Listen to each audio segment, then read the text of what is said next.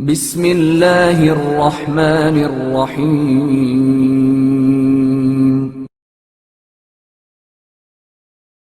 حضرت فاطمہ سلام اللہ علیہ کی جانب سے تحفہ۔ حاجی نوری کتاب کلمہ طیبہ میں سید حیدر علی اللہ مقامہ کی زوجہ محترمہ کی عظمت و جلالت کے بارے میں یوں تحریر فرماتے ہیں: یہ معظمہ سیدانی بڑی عمدہ صفات کی حامل تھیں۔ ان کی عادتوں میں سے ایک یہ بھی تھی کہ وہ کبھی ماہ رجب اور شعبان کے روزے نہیں چھوڑا کرتی تھیں۔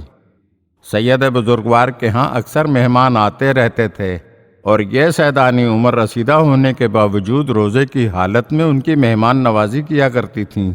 ایک دن ان معظمہ نے مہمانوں کو کھانا کھلایا اور تھوڑا سا کھانا اپنے لیے سحر و افطار کے واسطے بچا کر رکھا ہوا تھا۔ افطار سے پہلے ایک سائل نے آ کر سوال کیا تو انہوں نے اپنے حصے کا کھانا اس کے حوالے کر دیا اور خود پانی سے روزہ افطار کر لیا۔ رات یوں ہی گزر گئی۔ سحر کے وقت نماز شب سے فارغ ہونے کے بعد انہوں نے تھوڑا سا پانی پیا اور اسی ضعف و ناتوانی کی حالت میں روزے کی نیت کر لی۔ ابھی یہ خواب اور بیداری کی کیفیت سے گزر ہی رہی تھیں کہ انہوں نے دیکھا شہزادی کونین حضرت فاطمہ سلام اللہ علیہ تشریف لائی ہیں اور فرماتی ہیں: میری بیٹی خود کو اتنی تکلیف کیوں دیتی ہو؟ انہوں نے جواب دیا: میں نے کچھ بھی تو نہیں کیا ہے، بس اپنا کھانا سائل کو دے دیا ہے۔ تو شہزادی کونین نے فرمایا: تم بوڑھی ہو چکی ہو اور اب بغیر سحری کے روزہ نہیں رکھ سکتی، بتاؤ کیا کھانا چاہتی ہو؟ تو انہوں نے عرض کیا: تھوڑی سی شکر اور آلو بخارا۔ بی بی فاطمہ سلام اللہ علیہ نے مصری کے 2 تھیلے عنایت فرما دیے اور نظروں سے اوجھل ہو گئیں۔ سیدانی نے ان کے تعاقب میں ادھر ادھر بھاگ دوڑ کی لیکن وہ انہیں پانے سے قاصر رہیں۔ جب سید حیدر ان کے پاس آئے تو انہوں نے اپنے شوہر سے سارا ماجرا بیان کیا۔ سید حیدر نے کہا: ان دونوں تھیلوں کی قدر و قیمت اور اہمیت کو اچھی طرح سمجھو، یہ کوئی معمولی تحفہ نہیں ہے۔ سچ بھی یہی تھا کہ اس دن کے بعد جس بیمار کو بھی وہ مصری کھلائی گئی وہ صحت مند ہو گیا۔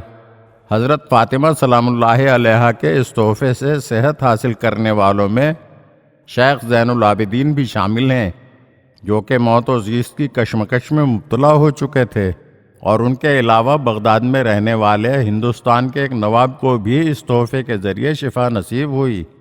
آہستہ آہستہ یہ بات مشہور ہوتی چلی گئی اور ایران، ہندوستان اور دیگر ممالک سے بھی لوگوں نے رجوع کیا اور ان سید بزرگوار کی خدمت میں پہنچ کر اس مصری سے شفا حاصل کی۔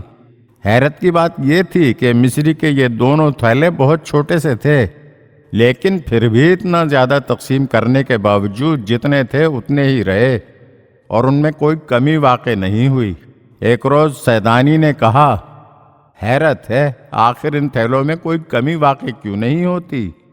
پھر اس دن کے بعد ان تھیلوں میں کمی واقع ہونے لگی اور ساری مصری ختم ہو گئی، لیکن دونوں تھیلے اب بھی موجود تھے۔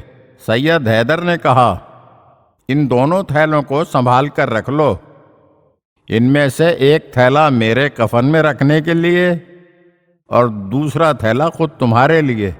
اس کے بعد معلوم نہیں کیا ہوا کہ وہ دونوں تھیلے بھی غائب ہو گئے۔ اگر آپ ہمارے چینل کی نئی ویڈیوز دیکھنا چاہتے ہیں تو ہمارے چینل کو سبسکرائب کریں اور گھنٹی کے بٹن کو دبائیے تاکہ ہر آنے والی ویڈیو آپ کو جلد موصول ہو سکے۔ اور ہاں، لائک اور شیئر ضرور کیجیے اور اپنے قیمتی کمنٹ سے ہمیں آگاہ کیجیے۔ شکریہ۔